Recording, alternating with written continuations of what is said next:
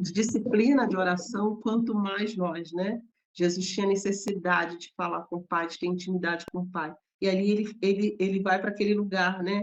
E aí nós falamos isso ontem sobre vigiar e orar para que não entreis em tentação. E aqui fala assim, chegando ao lugar escolhido, Jesus lhes disse, orai para que não entreis em tentação. E ele se afastou, né, algumas vezes para orar, que fala que, né, rapidamente fala que ele foi de um tiro de pedra, como se fosse uma distância um pouquinho longe, né? Alguém que atira uma pedra, talvez aí uns 3 metros, 4 metros para frente, onde Jesus estava. E aí ele fala exatamente as mesmas palavras, Pai, se possível, passa de mim esse cálice.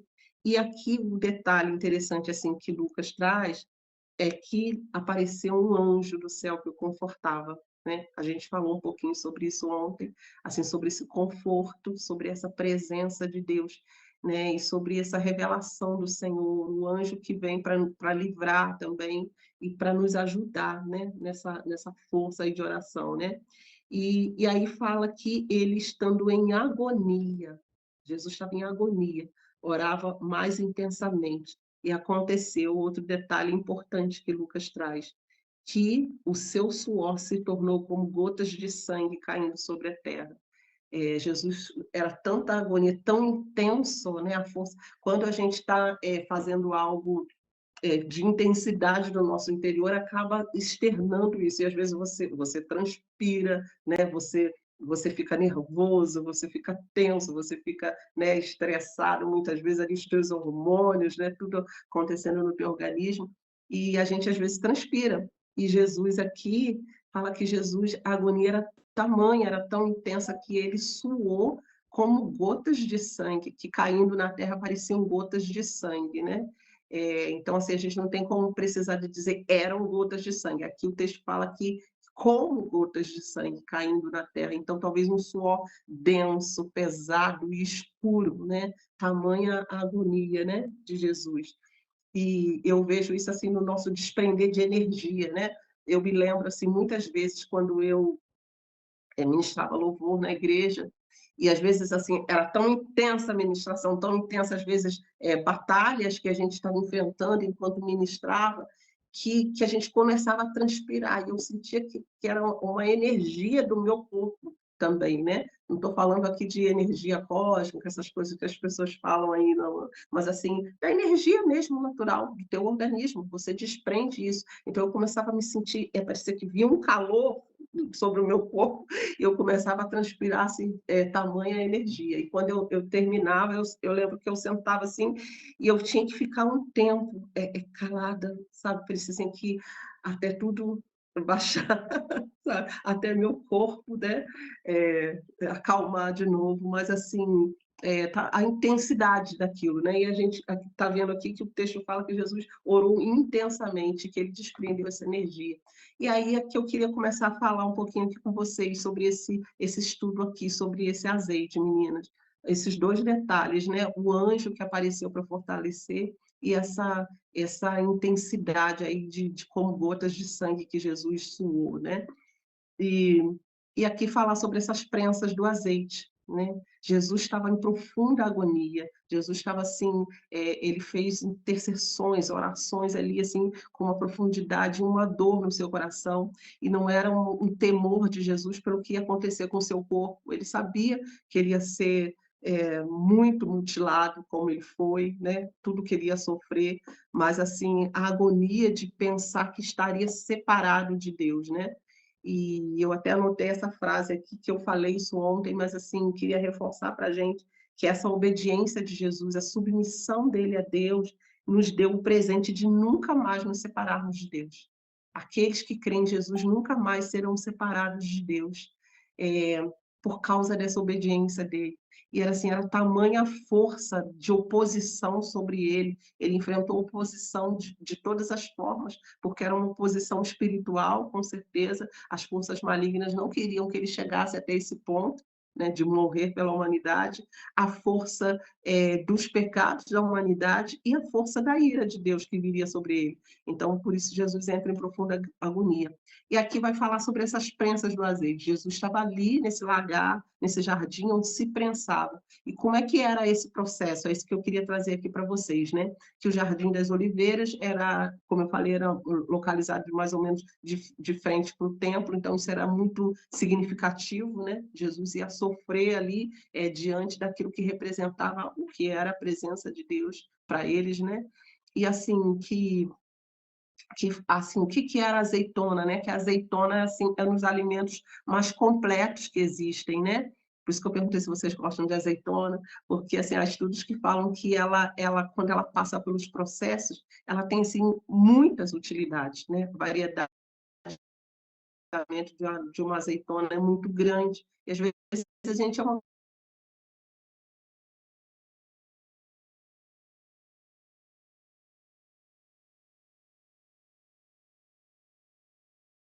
a Pri saiu um pouquinho, né?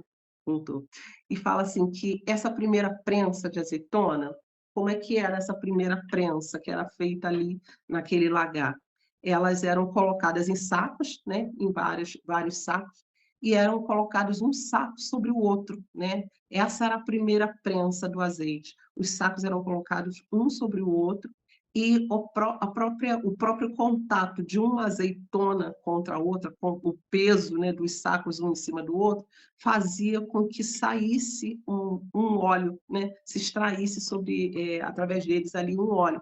E essa era a primeira prensa, era o contato de uma própria azeitona, da carne de uma azeitona contra a carne de outra azeitona, elas sendo prensadas ali uma contra a outra, fazia com que saísse o primeiro óleo. E esse primeiro óleo é chamado de um óleo extra virgem. É o primeiro óleo, é o óleo aqui eu coloquei, é o óleo mais natural, o óleo mais puro, mais fino, também era o mais saboroso, o mais delicado, né? Era o óleo mais especial. E esse azeite que era prensado dessa primeira vez, era justamente esse azeite que se chamava o azeite das primícias, quer dizer, o primeiro azeite, por isso é o extra virgem, é o primeiro ali, né, extraído dessa forma natural, do contato da própria azeitona com a própria azeitona, uma com a outra. E sai esse óleo assim mais especial. E esse era o azeite das primícias, né, que eles utilizavam para quê?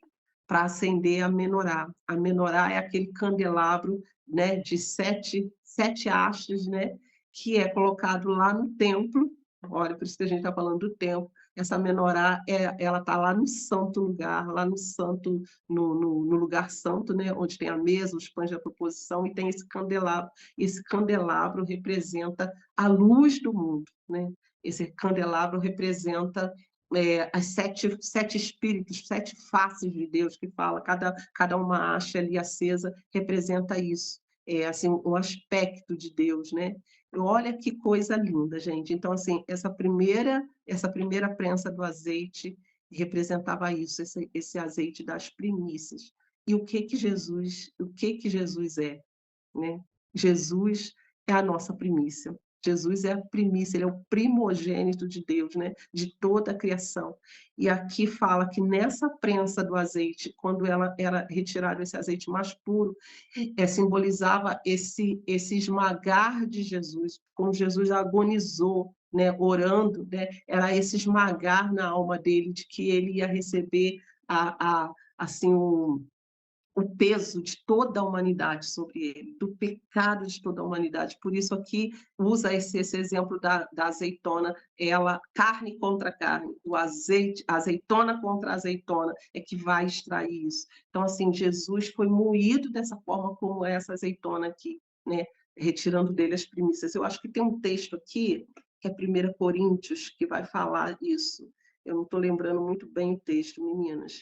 Mas 1 Coríntios fala que Jesus é a primícia. Depois, se eu lembrar aqui, eu trago para vocês, anotadinho. Que Jesus é essa primícia de Deus para nós, né? E essa prensa ali do azeitona significava essa prensa que Jesus estava sofrendo, né? Desse peso de toda a humanidade sobre ele. E vocês entenderam? Deu para visualizar assim, como se fosse sacos de azeitona, uma azeitona contra a outra, ia extrair isso dela, esse azeite mais especial, que era essa primícia, e que acendia esse amenorá, esse candelabro, que revelava essas faces de Deus, né, para o mundo, como Jesus como luz do mundo. Então, Jesus suportou essa dor, né?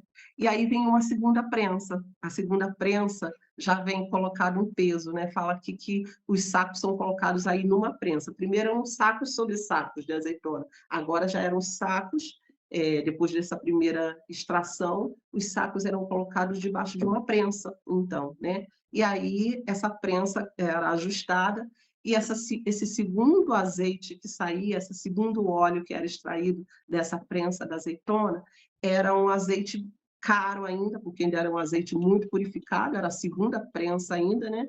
E era um azeite assim bem especial, e esse azeite servia para a confecção de alimentos, né? Lá mesmo no templo tinha os pães da proposição, que se fala que eram os pães da face de Deus, que eram feitos com azeite, tinha que ser com esse azeite de segunda prensa, esse azeite especial ainda, né? E esse azeite era para a confecção dos alimentos, dos pães, né? E aí, mais um aspecto aqui que a gente quer trazer, né? Essa segunda prensa, Jesus sendo prensado, esmagado no seu interior, ele seria o pão da vida, né? Jesus é o pão da vida, é aquele que nos alimenta. Então, assim, as fases em que Jesus foi sendo esmagado, como que isso foi acontecendo dentro dele, né? E aí vem uma terceira prensa, aqui eu anotei a terceira prensa, é, já eles colocavam um peso sobre a prensa para que esmagasse um pouco mais a azeitona, e a gente pensar assim nesse esmagar do coração, da alma de Jesus, né? Até a morte, até o fim ali de todas as coisas. E essa terceira prensa já saía um azeite menos puro um pouco, né? O outro serviu para alimento, esse azeite já era prensado, saía com um pouco de bagaço, né? Porque ela já estava sendo ali esmagada. Então ela já saía com um pouco mais de bagaço, ele já não era tão purificado. Mas era um azeite usado para unção, né? Esse terceira prensa de azeite era usado para unção. E assim, essa unção fala da cura. Muitas vezes eles faziam pastas, ungüentos para cura, né, para colocar sobre as feridas. E aí vem essa terceira prensa no coração de Jesus. Jesus seria a cura das nossas almas e Jesus seria a cura das nossas feridas. O que a Bíblia fala que ele levou sobre si as nossas dores e as nossas enfermidades. Ele levou sobre si. Então, assim, esse esmagar, né, do coração dele, ele sendo usado, o óleo, aquilo que se extraía dele, ia ser usado para a cura das nações, para a nossa cura, né? Então, esse unguento. E aí tem ainda mais uma prensa, vem mais um pouquinho sobre Jesus, esse moer. A Bíblia fala que ao Senhor, né, agradou moê-lo, quer dizer, Deus se agradou em moer Jesus. A dor que Deus sentia era assim, mas de prazer de vê-lo sendo espremido, esmagado por causa da salvação, por causa da nossa salvação, mulheres. Que coisa linda, assim, por isso que não há comparação com aquilo que Jesus fez por nós, porque assim, ele foi exprimido até o fim, né? Todo o seu corpo esmagado, né? Toda a sua alma esmagada por nossa causa. E essa quarta prensa fala assim que ele girava um pouco mais essa roda, né? Colocava um pouquinho mais de peso, né? Sobre ali os sacos de azeite e ainda estaria mais um óleo. E só que esse óleo já não era esse óleo tão puro mais, já com bagaço, mais ainda, né? Mas ainda extraía óleo dali, né? E esse era um óleo que serviria para fazer sabão. A pessoa que deu o estudo no dia até mostrou um sabão de azeite, né? De azeite das oliveiras, né? Então, esse servia para fazer sabão, para lavar, né? Já não era um azeite tão purificado, então ele era usado para lavar. E o que Jesus fez conosco? O sangue dele nos purifica de todo pecado. Ele nos lavou da nossa iniquidade. Ele nos purificou. Ele é esse que vem purificar, que vem nos lavar. Esse espremer de Jesus produziu isso na nossa vida. Nós somos lavados, transformados pelo poder do sangue do Cordeiro hoje. Isso é maravilhoso. Só que ainda tem um último estágio, mais uma prensa. Então, assim, por isso que eu quis trazer esse texto, assim, dessa agonia do Senhor, o quanto que ali ele foi esmagado, sabe? O quanto ali ele teve que ceder, o quanto que ali ele teve que se deixar ir até o fim da sua vida, da sua alma, de todas as suas entranhas, de tudo que ele era. Ele se deixou moer por nossa causa, por amor a nós. E por isso ele sofreu tantas agonias enquanto orava, enquanto falava com Deus, representando essas prensas todas que estavam passando sobre ele, né?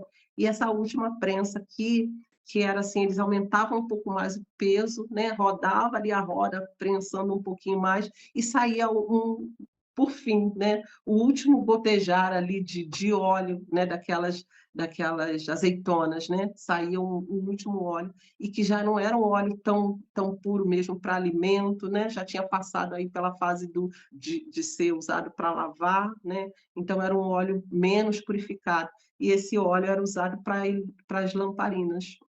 Sabe aquelas lamparinas que nós falamos das 10 virgens, né? As lamparinas que existiam nas casas, né, naquele tempo de Israel, e elas eram abastecidas, né, com esse azeite que já era menos purificado, e servia para iluminar as casas, né? E Jesus é a luz do mundo. Jesus é a luz das nações e Jesus é a nossa luz. Assim como ele no candelabro, a primeira prensa lá servia para iluminar como significando a presença de Deus, aqui ele vem iluminar as nossas casas, as nossas vidas, né? O cotidiano, aquilo que a gente precisa, ele vem trazer luz na interpretação, na revelação, né? Pessoal, né? Aqui das casas vai falar dessa forma pessoal. Então, isso eu queria trazer para a gente hoje, para a gente pensar assim, o que que Jesus fez, o que que ele trouxe para nós, se moendo, se doando, né? Deixando ir até as gotas. Aqui fala que ele suou como gotas de sangue.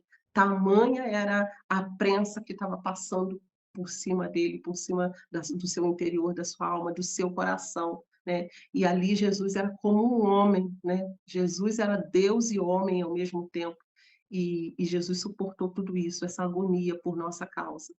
E aqui eu queria ler o texto, eu achei o texto, é 1 Coríntios, capítulo 15, versículo 20, eu anotei aqui embaixo. 1 Coríntios, capítulo 15, versículo 20, fala assim, meninas, mas de fato Cristo ressuscitou dentre os mortos, sendo ele as primícias dos que dormem. Ele é o primeiro, ele é aquele primogênito, né, daqueles que dormem, né, de todos nós que morremos, vamos dizer assim, né? Jesus seria ali o primeiro, né, a morrer e ressuscitar dessa forma. Ele era essa primeira primogênito de Deus, né? E ele é o pão da vida, como nós falamos, ele é esse alimento, né? Essa segunda prensa, a terceira prensa, ele lavou, né? Levou sobre si as nossas dores e as nossas enfermidades. A terceira prensa, a quarta prensa, né? Ele nos lavou, nos limpou, nos purificou e ele é a nossa luz. Então, eu queria trazer isso para a gente e trazer uma outra coisa aqui sobre a oliveira ainda, né? Falando sobre essa preciosidade, né?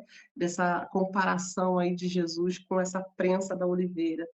E depois a gente vai entender por que que a gente está falando sobre tudo isso aqui, né? Que o que que era essa oliveira, né? A oliveira, ela é uma árvore que pode viver por muitos séculos, muitos séculos. Ela não pode se dizer que ela é eterna, né? Eterna ela não é, mas assim que ela passa por muitos séculos, porque ela chega a ultrapassar assim, mais de 1000 anos de existência, ela pode. E como que ela acontece isso? Ela pode ultrapassar mais de 1000 anos de existência e produtiva, né? Isso é assim, é poderoso a gente pensar, né? Como que uma árvore, ainda que muitas vezes ela pode existir aí por séculos, mas ela já não é produtiva mais. Agora a oliveira não, ela ainda produzindo azeitonas, né? Ela pode ultrapassar isso. E assim, por que que ela nunca morre, né? Por que que ela é considerada como uma árvore que quase nunca morre? Porque mesmo cortada, ela volta a brotar. Mesmo quando se corta ela, ela volta a brotar. Aqui fala assim que do tronco rachado nasce um novo ramo. E sempre que corta ela e ela fica rachada, ainda que ela esteja seca na terra, aparentemente, vai brotando um novo ramozinho dela, por isso que ela está sempre se renovando, sempre. E aqui fala assim que em hebraico esse novo ramo é chamado de netzer, que significa broto ou renovo, mas também traz algo mais profundo ainda, né? Lá no livro de Isaías fala que do tronco de Jessé, da raiz de Jessé, né? Jessé foi né, lá o ancestral de Davi, né?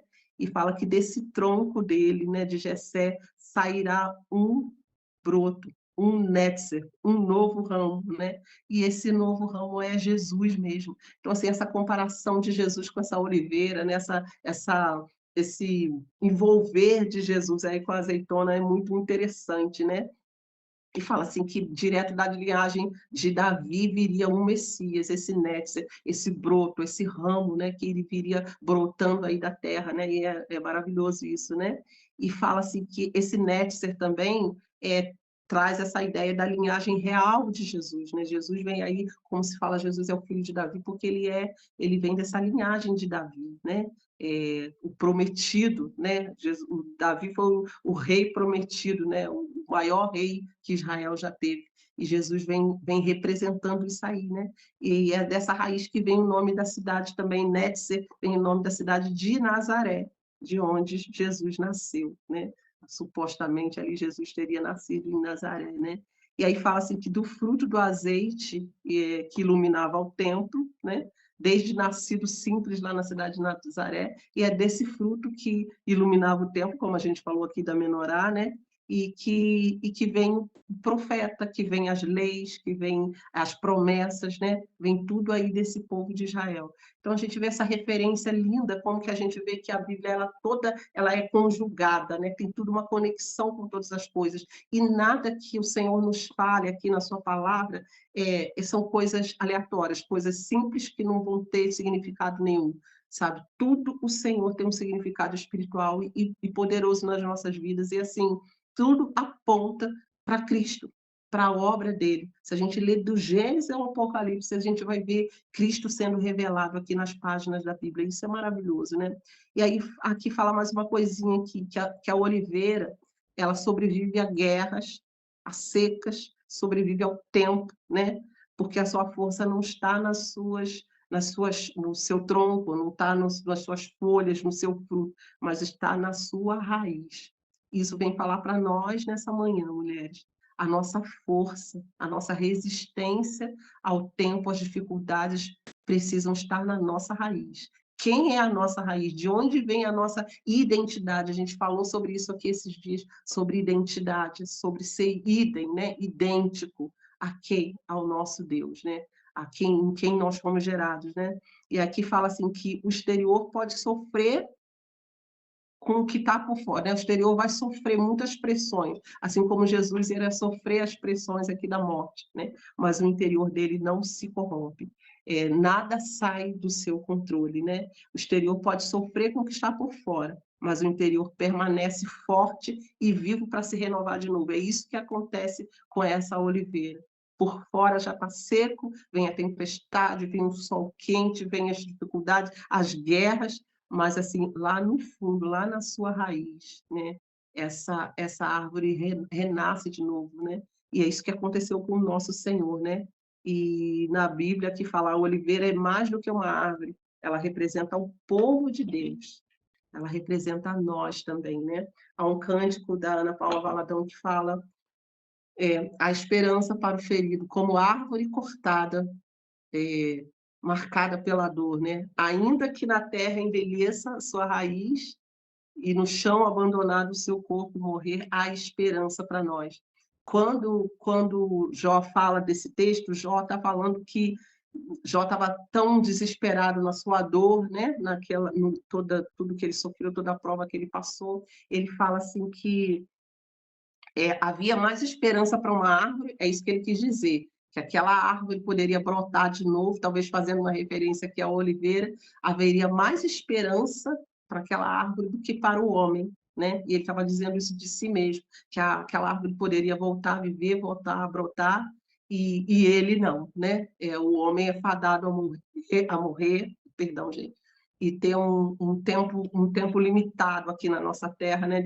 100 anos é até muito para o homem de hoje, né? 70, 80 anos já é muito para o homem hoje, né? Mas assim que aquela árvore teria mais esperança, né? Que ela poderia brotar de novo. E Jó faz esse lamento, faz essa comparação, né? Dizendo que havia mais esperança para aquela árvore. Mas nós, em Cristo, nós podemos ter esperança sim.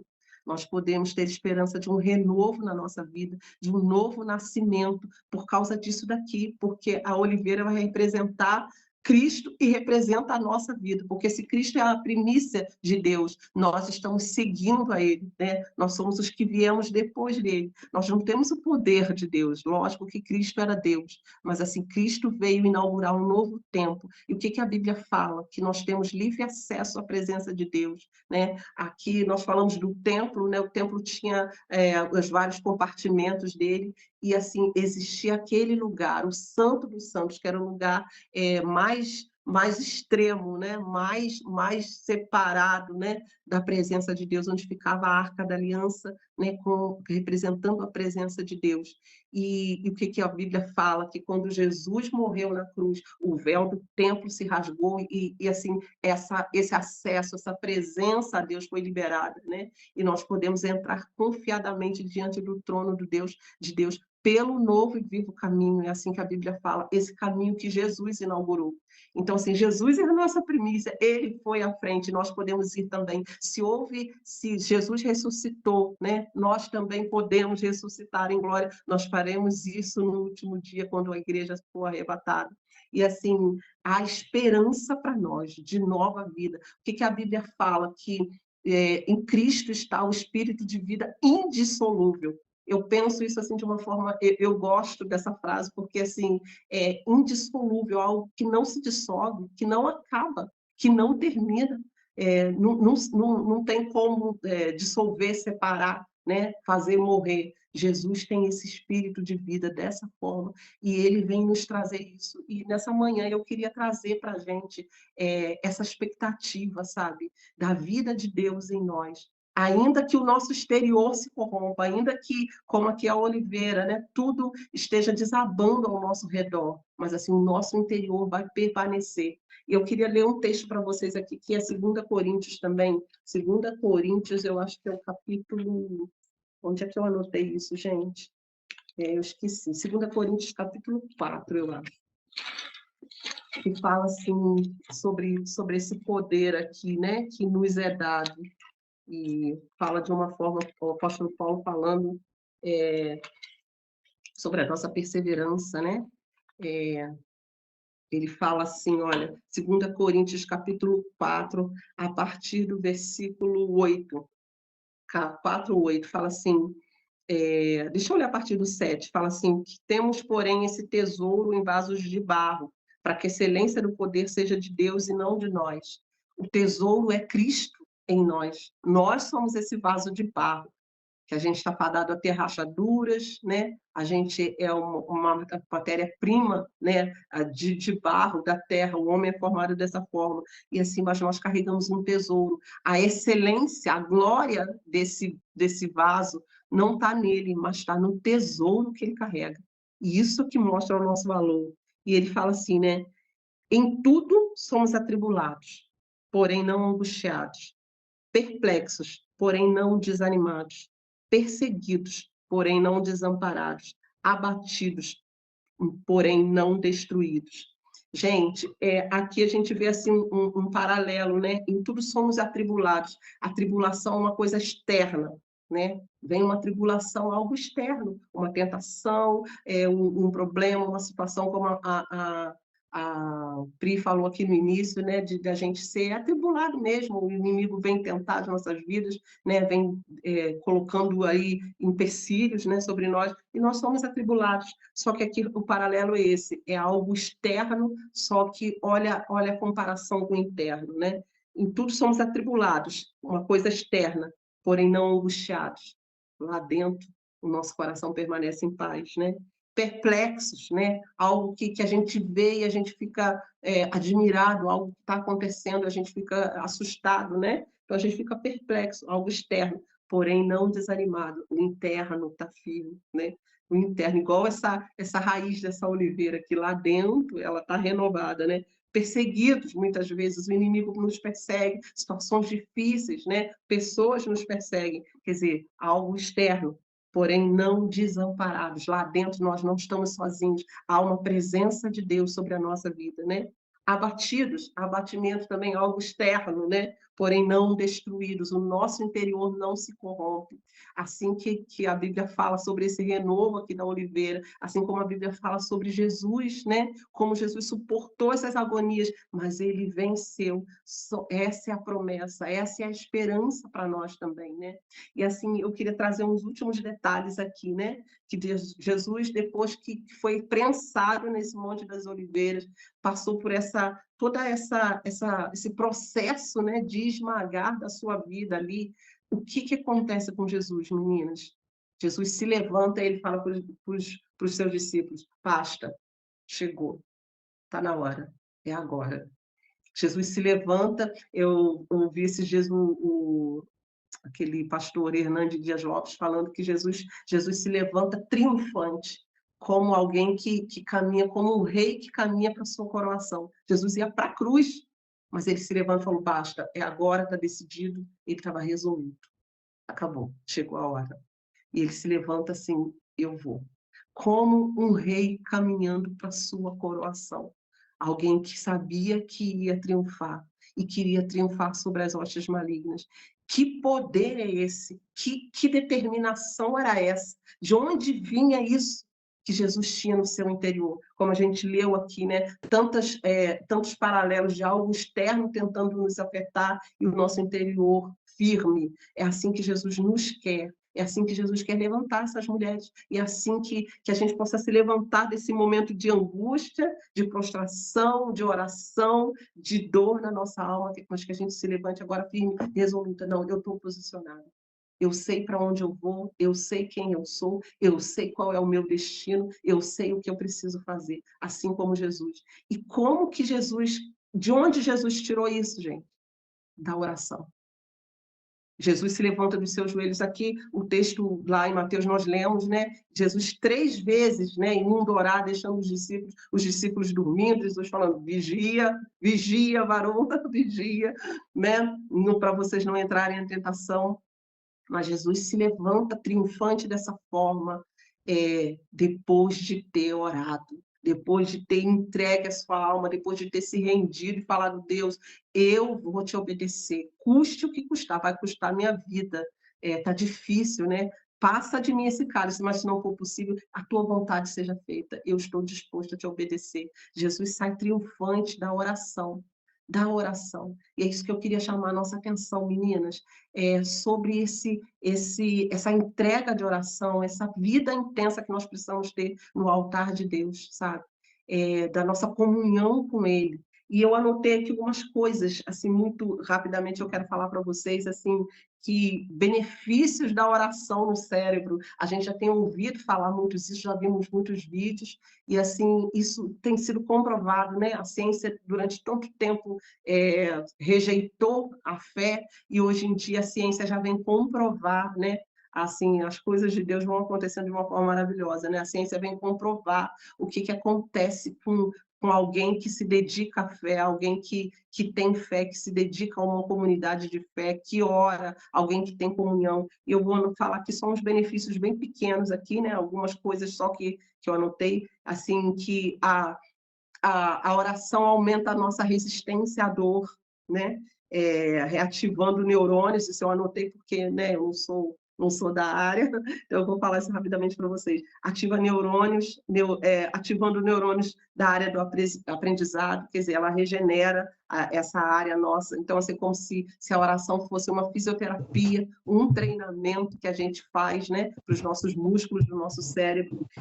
A oração melhora a nossa concentração, a nossa atenção, né? Ela está relacionada com a melhora de ocitocina, que tá ligado aí com a nossa autoestima, com o nosso prazer, né?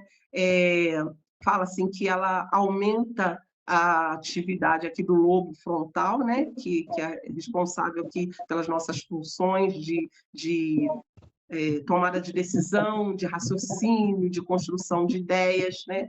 A oração ativa sensações prazerosas em nós. Então, assim, são alguns benefícios, algumas coisas pontuais só que eu quero colocar aqui Boa. sobre a oração, o que ela ativa em nós, o que ativa no nosso cérebro. Então, assim, se cientificamente isso já acontece, imagine na área dos nossos sentimentos, imagine na área das nossas emoções. Foi por isso que Jesus se levanta tão resoluto e tão forte depois de orar. Então, eu quero assim, chamar a nossa atenção, meninas, Dana, nessa deixa, manhã, deixa sabe? eu só te cortar um minutinho. Já foi Pode. provado cientificamente também que a gente tem um ponto no cérebro chamado ponto de Deus. Esse ponto de Deus é a única vez que você consegue ativar esse ponto no cérebro é quando você está orando. Existe o ponto de Deus no nosso Aleluia. cérebro. Já foi comprovado com vários religiosos de várias religiões e que ele só é ativado quando eles botam na ressonância, ele só é ativado quando a gente ora.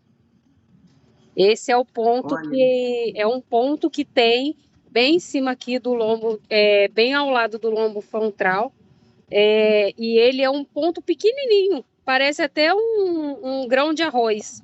Ele é muito pequeno mesmo, só que ele só é ativado quando você ora. Já fizeram vários testes, várias coisas para ver se conseguem ativar esse cérebro. Já fizeram coisas para ativar mesmo aquele ponto ali e não conseguem. Você só consegue quando você ora. Então, assim, olha, gente, que a coisa importância linda. de Deus na nossa cabeça.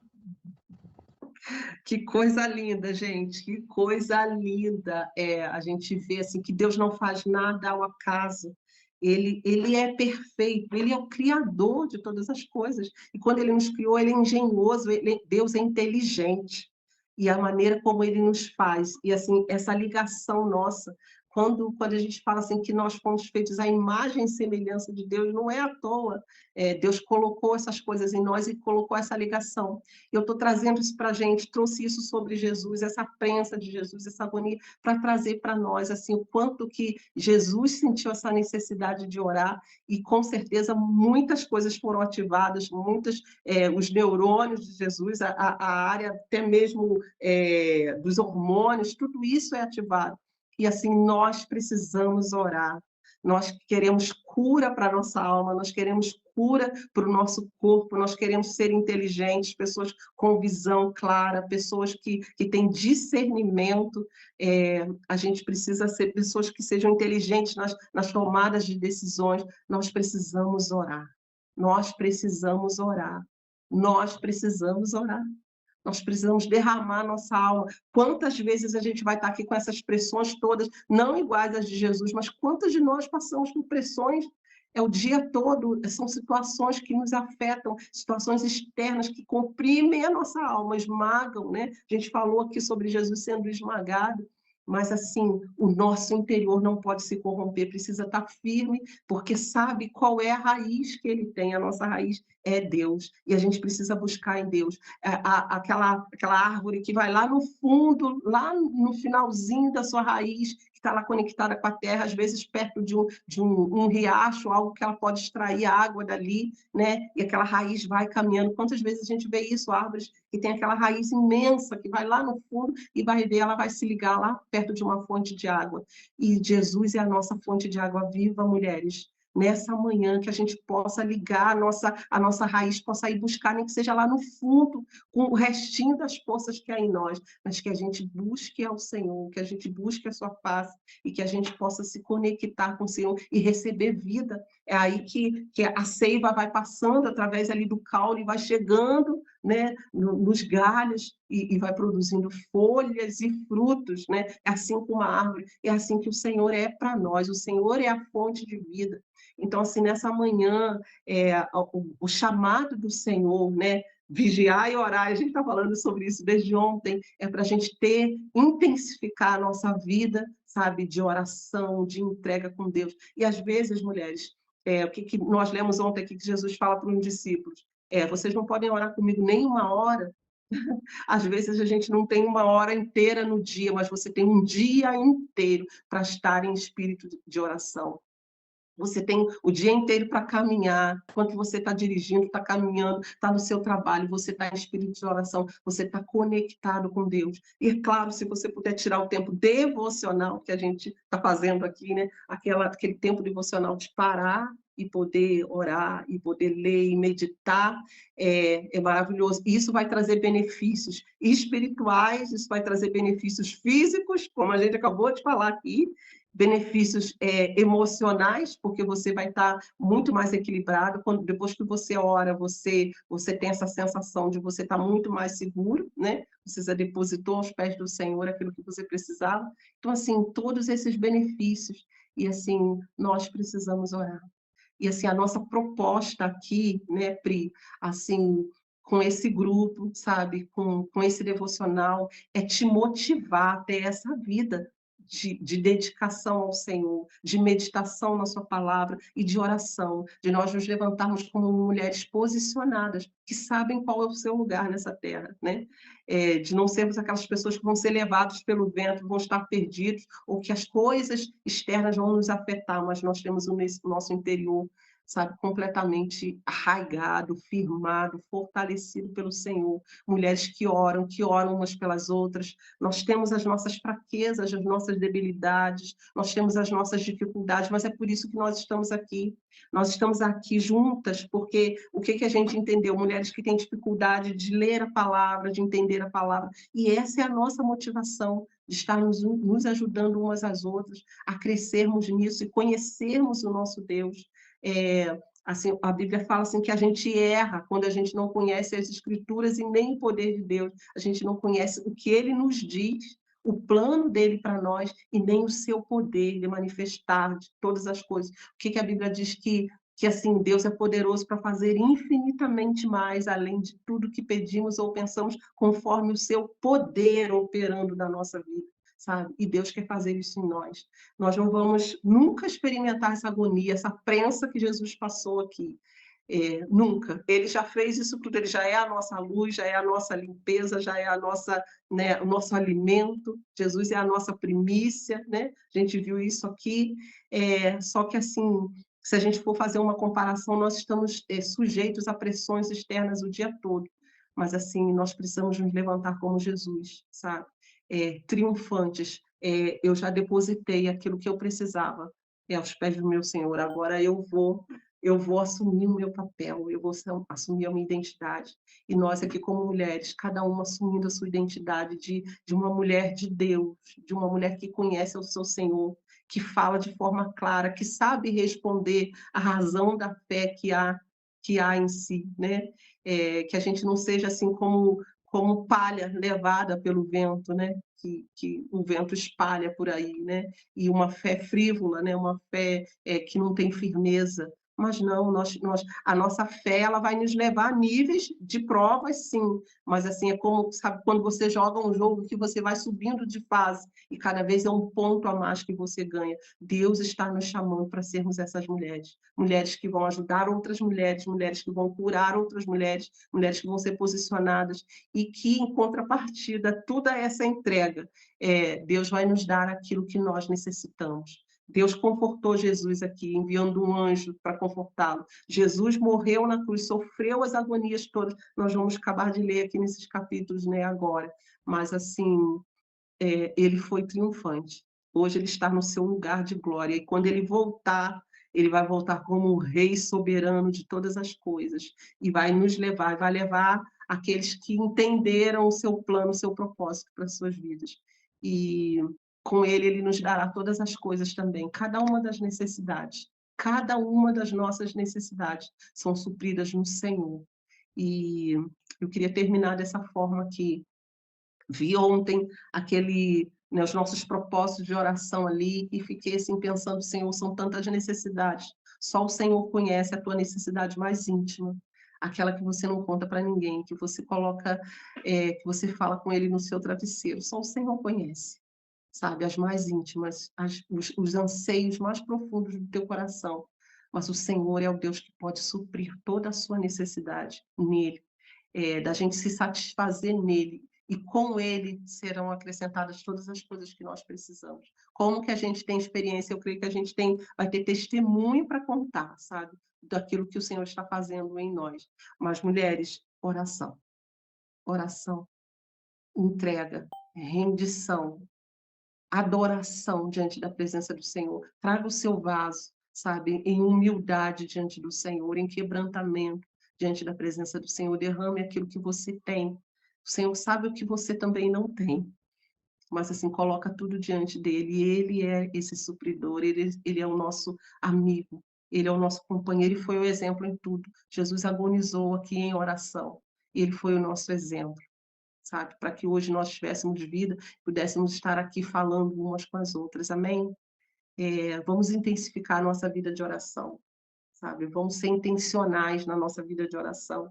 E assim, se a gente separa um tempo da nossa vida para tudo, para estudar, para investir, para nossa família, para ir na academia, para ir à igreja, a gente separa um tempo. Como que a gente pensa em passar a eternidade com um Deus que a gente não conhece, né? E a gente quer muito estar na presença de Deus, a gente quer ter as suas bênçãos, mas assim, a gente não quer ver a sua face. E o Senhor está nos chamando, vem para a minha face, vem para estar comigo. Amém, meninas? Vamos orar?